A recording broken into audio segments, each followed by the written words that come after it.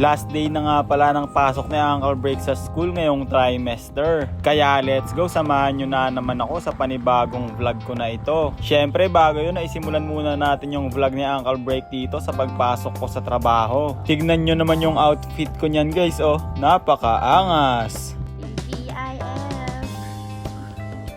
May pogi tayong i-video at i-feature today. Wait. Ish. Yun, ganyan. Lip bite ka, boy.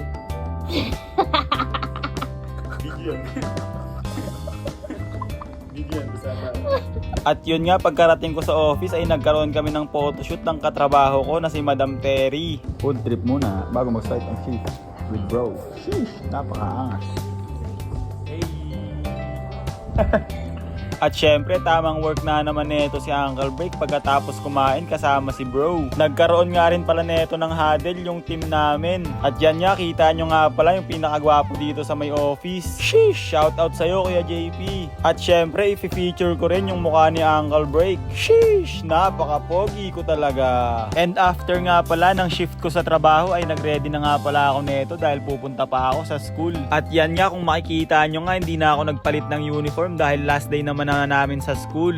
Last day na nga pala to ng pasok ni Uncle Break bilang second year college student. Yan ay kung sakaling papasa at hindi babagsak si Uncle Break. Sheesh, napaka-pogi ko talaga. Syempre bumiyahe na nga pala agad ako nito mula sa office. Kita nyo naman napaka-astig ng suot ko. Bagay pala kay Uncle Break yung mga ganitong pormahan. And yun nga, nakarating na nga pala ako nito sa may school. Syempre nagbayad na ako ng 20 pesos para maipark ko yung madungis ko na motor na si Snow. And let's go, ito na nga pala yung last day namin dito sa may school as second year student.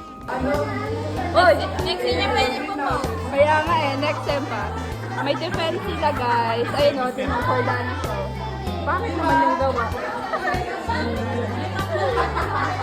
Ayun o, tingnan mo, parang basura. Anak? Alam, third year niya ipo po. Leche ka?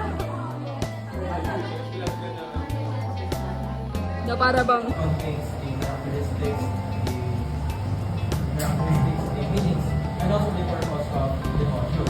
Day namin designed for grade 7 students, not just for grade 7 students, but also to prepare the future grade 7 students as well. One of the suggestions is that sa box.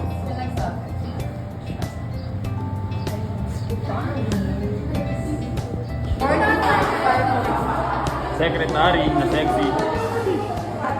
Jillian Ward.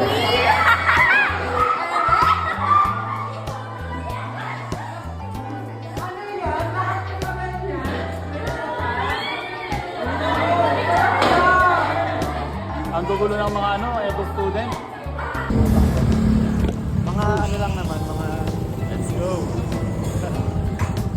And yun nga, pagkatapos nga ng defense namin sa module ay nag-bounce na nga pala agad neto si Uncle Break. Pupunta pa nga pala ako ng Maynila dahil nautusan nga pala ako ng kuya kong cute. And as you can see nga, napaka-araw rito sa may Marikina. Ang sarap bumiyahe dahil parang hindi uulan. Hangga yung ulan.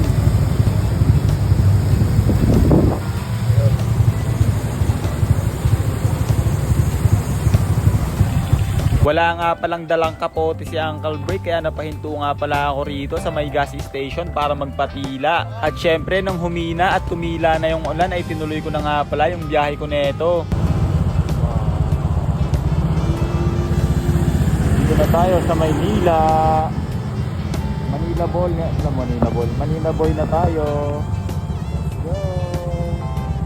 Isang oras nga lang pala mahigit yung biniyahe ko neto at nakarating nga pala ako rito sa may Tondo, Manila. Dito nga pala ako dumiretso niyan sa may Aero PC dahil pinapakuha rito ng kuya kong cute yung CPU ng PisoNet niya. And eto na nga pala yun guys. Sheesh, kargado na naman si Snow. At syempre makakauwi at makakapagpahinga na nga pala si Uncle Break. Sheesh, hanggang dito na nga lang pala yung vlog ko guys. Maraming salamat sa panonood.